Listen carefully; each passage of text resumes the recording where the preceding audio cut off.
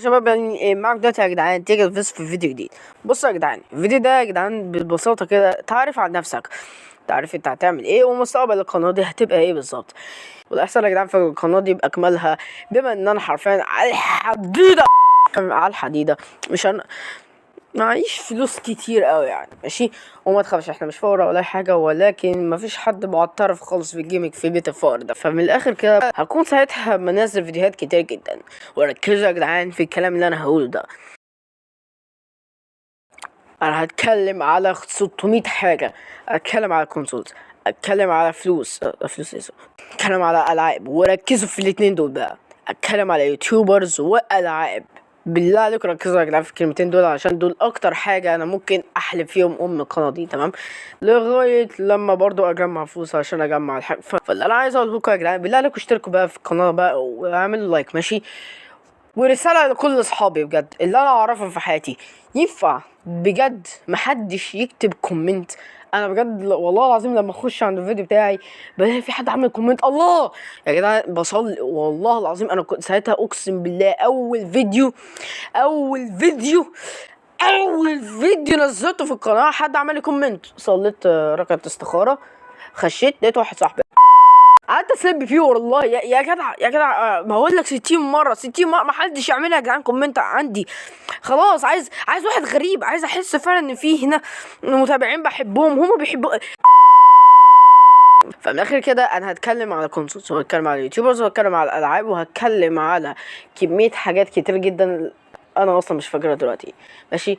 اي حاجه انا هتكلم عليها افتكروا الكلام ده دلوقتي حالا من ودانكم.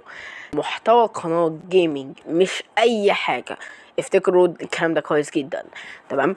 وممكن برضو بدل ما انا اتكلم من حاجات كتير جدا، ممكن العب شويه العاب زي دلوقتي. انا دلوقتي لعبت فري فاير حرفيا، الفيوز كانت حرفيا تعبانه شويه.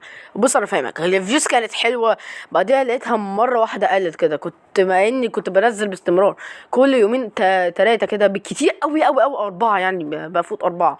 وفي الاخر برضو برضو مش بجيب اي استجابه. فالحوار ده كان مزعلني شويه الصراحه، ولكن ان شاء الله سبحانه وتعالى يفرج فيها الامور. الفيديو بس يا جدعان عبارة عن تعريف، وان شاء الله هيبقى قصير قوي، وهبرتش فيه حاجات قصيرة جدا عشان انا نزلته مرة فاتت وبرضه اتمسح من غير قصد بخبائي، وكسلت ان انا اصلا اعمله تاني. فبرضه يا جدعان يعني يا ريت تقدروا بجد، عشان انا تعبت جدا جدا جدا عشان اصلا اعمل القناه، مش عشان انزل فيديوهات ولا الكلام ده، لا عشان اعمل قناه. في حاجه كانت ممنوعه عليا ان انا اعمل قناه، فهي دي اللي زعلتني. حاولت برضو اعمل قناه، الحمد لله نجح فيديو تمام. مش ممكن حد يقول لي يا اسطى ان انت يا اسطى انا عارفك على فكره يا اسطى، هو انت مش كنت بتنزل يا اسطى على التيك توك والكلام ده؟ اول حاجه كده مش انا اللي كنت عايز افتح اصلا تيك توك، كنتش عايز افتح اصلا قناه تيك توك، اصحابي هم اللي اقترحوا عليا، وبالذات واحد صاحبي اسمه ميزو شغب او معنى خاص لورست.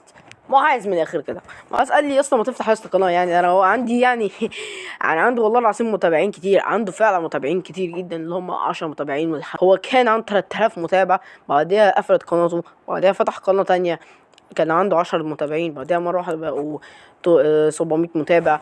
انا نفس الكلام كان عندي 1000 متابع، ولكن برضو اتمسح بسبب، يلا اقول لكم السبب بعدين.